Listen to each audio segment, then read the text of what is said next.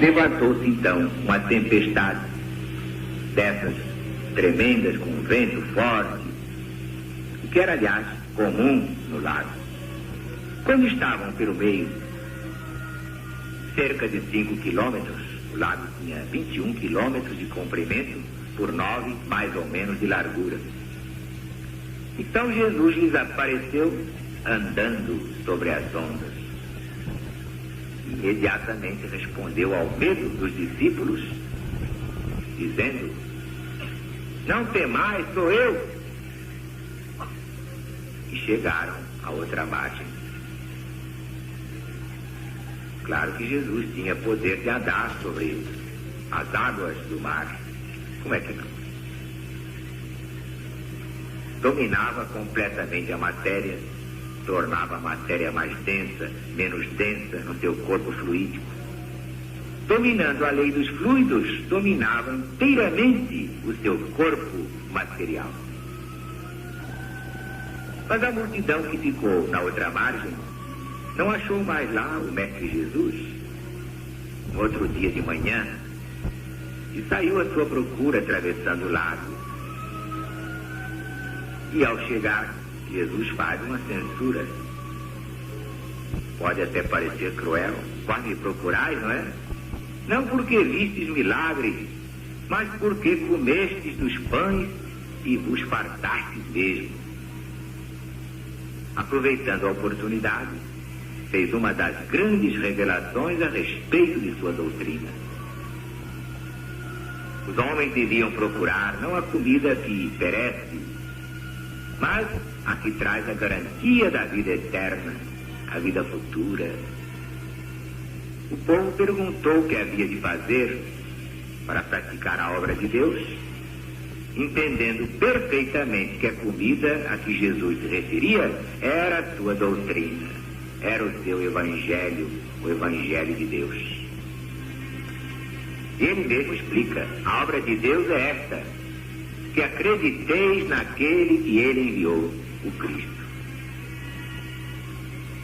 Para se convencer, o povo pergunta com que milagre Jesus o provará.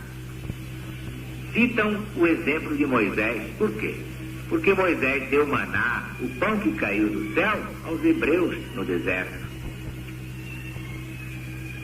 O que é que Jesus lhes dava? Que fizesse a demonstração. Então Jesus começa explicando: não foi Moisés, mas Deus, o Pai que está no céu, isto é, em toda parte ao mesmo tempo, quem vos deu o maná.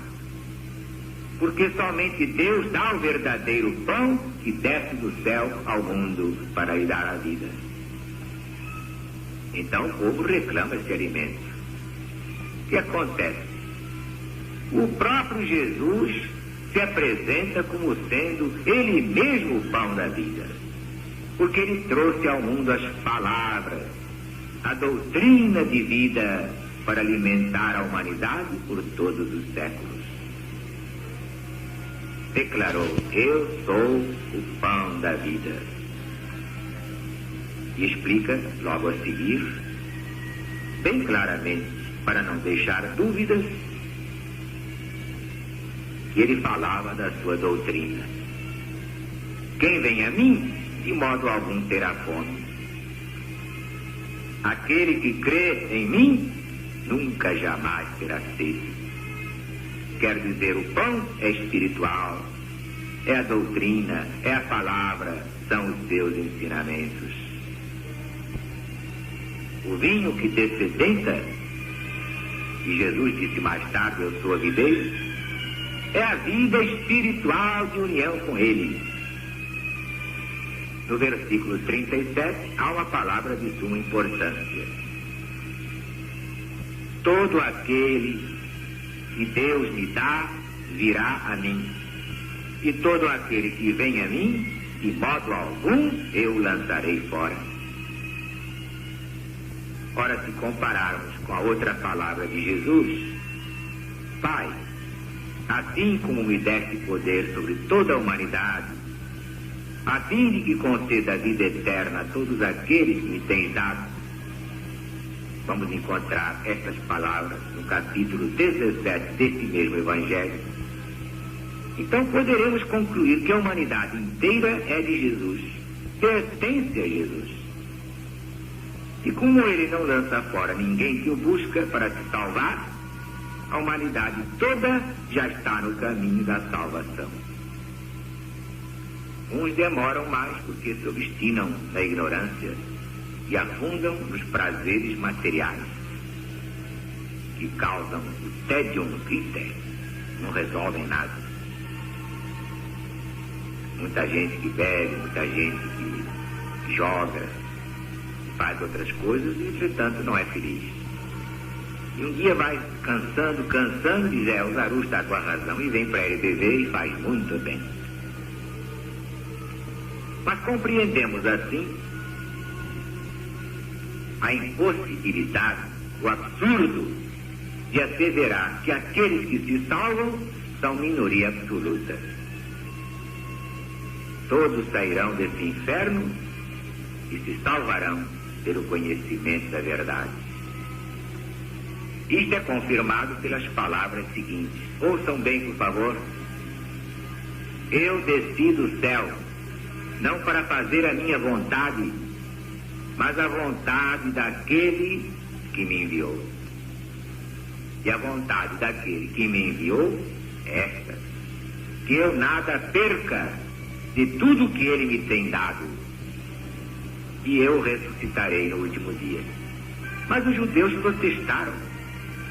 Como diz que é o pão que desceu do céu? Não é ele o filho do carpinteiro? A dificuldade em aceitar Jesus é porque não pertencia ao sacerdócio. Era um simples irmão operário. E se eles conheciam o pai e a mãe de Jesus, como podia dizer que desceu do céu? Então Jesus replica: não murmureis entre vós, ninguém pode vir a mim senão trazido pelo Pai. Mas está escrito nos profetas: todos serão ensinados por Deus. Quem duvidar, pegue o livro de Isaías, capítulo 54, versículo 13. Deus quer que todos os homens se salvem. Então Jesus acrescenta: todo aquele que tem ouvido e aprendido do Pai, vem a mim. E nesse ponto Jesus avança mais na sua doutrina. Ninguém viu o Pai, mas eu sou o pão da vida. Os vossos pais comeram maná, e daí? Morreram. Mas eu não, eu sou o pão eterno. O pão que eu darei pela vida do mundo é a minha carne, e quem o comer, viverá eternamente. Ora, foi uma coisa tremenda, um grande escândalo, esta frase entre os judeus. Por quê? Eles entenderam que Jesus daria de comer a sua própria carne. Estava dando lições de verdadeiro canibal, antropofagia. Então Jesus reafirma enfaticamente para a multidão que não podia penetrar o sentido espiritual do seu ensinamento. Se não comeis a carne do Filho de Deus e não bebeis o seu sangue, não tendes a vida em vós.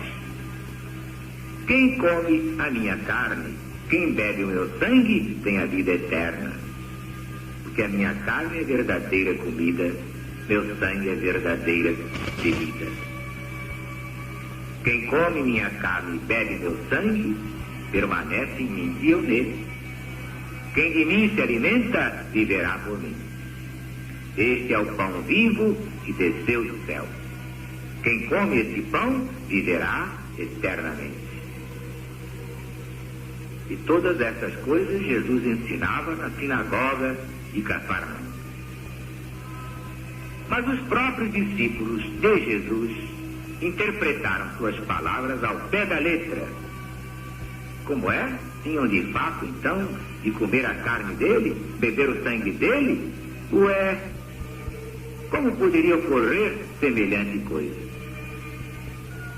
Mas a estes, aos discípulos, aqueles que já tinham capacidade de entender, Jesus explica: o Espírito vivifica, a carne para nada aproveita.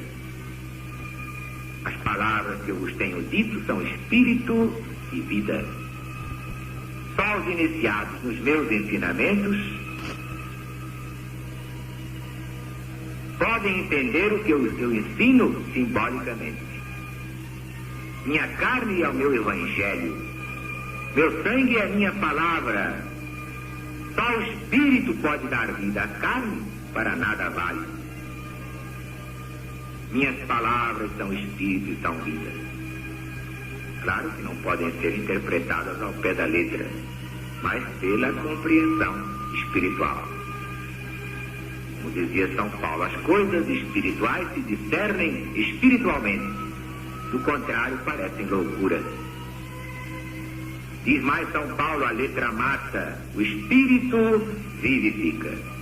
Como está na segunda epístola aos Coríntios, capítulo 3, versículo 6. O pão vivo que desceu do céu é a própria carne de Jesus para nos alimentar.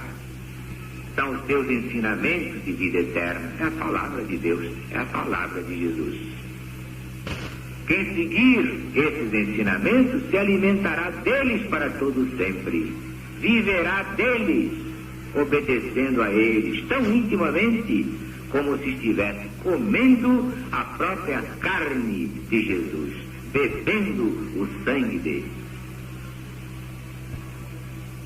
E alguns discípulos não gostaram e ficaram achando que Jesus não estava muito normal, se afastaram dele. Não podiam admitir semelhante antropofagia e só a compreendiam nesse sentido. E eram discípulos, hein? Quer que eu vou dizer? E quer que eu vou me queixar de gente que acha que eu fiz isto ou aquilo? Não faço nada que Jesus não manda. Eu tenho meus sinais, recebo os meus sinais nas minhas visões, nos meus sonhos, nas minhas intuições. Eu não tenho ideias próprias, nem quero ter vontades próprias. Eu só faço o que ele quiser, o que ele mandar. Quero ser apenas instrumento e nada mais.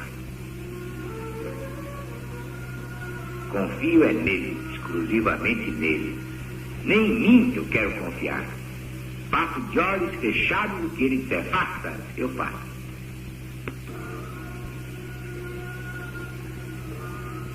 Mas Jesus perguntou também aos 12 se eles queriam ir embora, como os outros foram. Vemos que Jesus prefere perder todos a modificar o ensinamento da verdade, a desobedecer ao chefe divino, ao Cristo planetário, ainda que fique sozinho, mas a verdade ele a dará, custe o que custar.